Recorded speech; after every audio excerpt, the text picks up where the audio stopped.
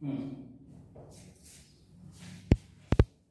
संध्या मित्रों, आज फिर मैं आपके सामने हाजिर हुआ हूं एक नए तथ्य के साथ। नया तथ्य आपके साथ मैं लेके आया हूं। मैं आगामी दिनों में अगले सप्ताह में हिंदी साहित्य का इतिहास शुरू करने जा रहा हूं। मैंने मेरी मेहनत से जो नोट्स बनाए हैं, सार जो मैंने ग्रहण किया है वो मैं पेश करूंगा। उससे पहले मैं कुछ तथ्य आपके सामने पेश कर रहा हूं, क्योंकि अभी कुछ परीक्षाएं नजदीक है, तो हो सकता है इन तथ्यों में से आपके सवाल आ जाए।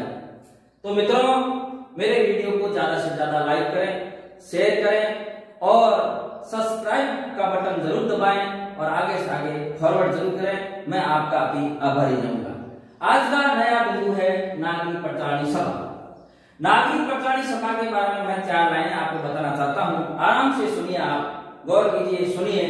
उसमें से हो सकता है आपकी परीक्षा में इनमें से सवाल आ जाए। नागरिक पटरानी सभा की स्थापना 16 जुलाई 1893 को श्याम सुंदर दास जी द्वारा की गई। श्याम सुंदर जी ने 1893 में 16 जुलाई 1893 को नागरिक पटरानी सभा की स्थापना की। यह वह समय था जिस समय हिंदी, अंग्रेजी, उर्दू और फारसी भाषाओं का बोलबाला था।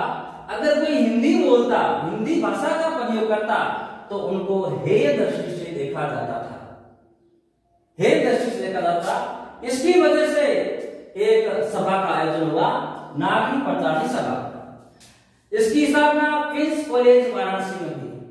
क्वींस कॉलेज वाराणसी में इसकी स्थापना हुई और स्थापना करने वाले कक्षा 9 के 3 विद्यार्थी थे।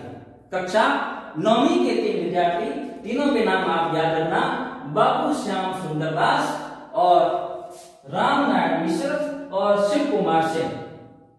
तीनों ने कॉलेज के प्रांगण में बैठकर इसकी स्थापना की थी। बहुत ही महत्वपूर्ण है। और बाद में 16 जुलाई 1893 को इसकी स्थापना निश्चित कर दी गई। इसकी स्थापना कर दी गई और इसकी तिथि भी इन्हीं महानुभावों द्वारा निर्धारित की गई। तीनों महानुभावों द्वारा इसकी तिथि निर्धारित की गई। आधुनिक हिंदी के जनक आप सभी को पता होगा, भारतेंदु हरिश्चंद्र। बहुत बड़ा नाम है भारतेंदु हरिश्चंद्र। इनके फुफेरे भाई राधा कृष्ण दास जी इस सभा के प्रथम अध्यक्ष बने। यह था नागरिक पटरानी सभा के बारे में छोटा सा तथ्य। अब मैं मैथिली शरण गुप्त का साकेत है, महाकाव्य साकेत, उनके बारे में थोड़ी चर्चा करूंगा। तो आप ध्यानपूर्वक इनको सुनिए, ध्यान दीजिए। हो सकता है साकेत में से मैं जो टॉपिक दे रहा हूं उसमें से सवाल आ जाए।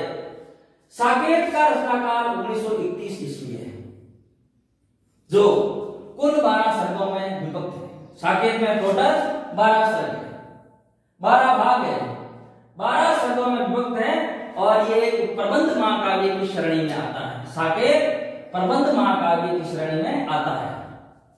यह तुलसीदास के रामचरितमानस के बाद हिंदी का दूसरा सबसे बड़ा महाकाव्य, सबसे बड़ा राम काव्य माना जाता है। अगर राम काव्य की बात करें तो राम काव्य गोस्वामी तुलसीदास जी द्वारा रचित रामचरितमानस है। अगर उसके बाद में अगर किसी राम काव्य की बात करें तो साकेत है, जो एक प्रबंध महाकाव्य है। साकेत महाकाव्य के रचनाकार मैथिली शरण गुप्त जी हैं, जिनको राष्ट्रकवि नाम से संबोधित किया जाता है। राष्ट्रकवि मैथिली शरण गुप्त को राष्ट्रकवि नाम से संबोधित किया जाता है एवं ददा उपनाम से भी इनको जाना जाता है। ददा उपनाम बहुत ही महत्वपूर्ण है। ददा उपनाम के नाम से भी इनको जाना जाता है। साकेत का अगर सबसे बड़ा है महत्वपूर्ण, साकेत का अगर सबसे बड़ा एवं महत्वपूर्ण सर्ग की बात करें तो 9वां सर्ग है। 9वां सर्ग बहुत ही महत्वपूर्ण सर्ग है। यह सर्ग लक्ष्मण की पत्नी उर्मिला के वियोग वर्णन को समर्पित है। क्यों कि जब राम जी को वनवास हुआ था, उस समय राम और सीता के साथ लक्ष्मण जी वनवास साथ में चले गए थे, तो पीछे उर्मिला का अपने पति लक्ष्मण जी के प्रति जो वियोग था उनका चरित्र चित्रण इन 9वें सर्ग में किया गया है। इसलिए इस 9वें सर्ग को बहुत ही महत्वपूर्ण और सबसे बड़ा सर्ग माना गया है। साकेत रचना के लिए गुरबत जी को, मैथिली संत गुरु जी को मंगला प्रसाद पारितोषिक पुरस्कार से सम्मानित किया गया है। इस लाइन को अच्छे से याद रखना, कई परीक्षाओं में यह लाइन आ चुकी है। एक तो इनके 12 सर्ग और महत्वपूर्ण सर्ग 9वां सर्ग जो उर्मिला से संबंधित है, और अगला है गुप्त जी को मंगला प्रसाद पारितोषिक जो पुरस्कार से सम्मानित किया। इस लाइन को आप अच्छे से याद रखना। यह महाकाव्य नारी चेतना से संबंधित माना जाता है क्योंकि इसमें उर्मिला का अच्छे से चरित्र चित्रण किया गया है, नारी के सुख दुख को वर्णन किया गया है। इसलिए इस प्रबंध महाकाव्य में नारी चेतना से संबंधित चरित्र चित्रण किया गया है। इस रचना में जो रचना काल का जो समय है वो 15 वर्ष लगा और 1916 में इनको लिखना शुरू किया और 1931 में इनको प्रकाशित किया गया। बहुत ही इंपॉर्टेंट है, साकेत का अगर रचना काल पूछे तो 1931 आएगा। अब अंतिम पंक्ति है वो बहुत ही महत्वपूर्ण पंक्ति है। एक मत है आचार्य नंद दुलारे वाजपेयी का। आचार्य नंद दुलारे वाजपेयी का बहुत ही महत्वपूर्ण मत है साकेत के बारे में। साकेत महाकाव्य ही नहीं, साकेत महाकाव्य ही नहीं, आधुनिक हिंदी का युग प्रवर्तक महाकाव्य माना जाता है।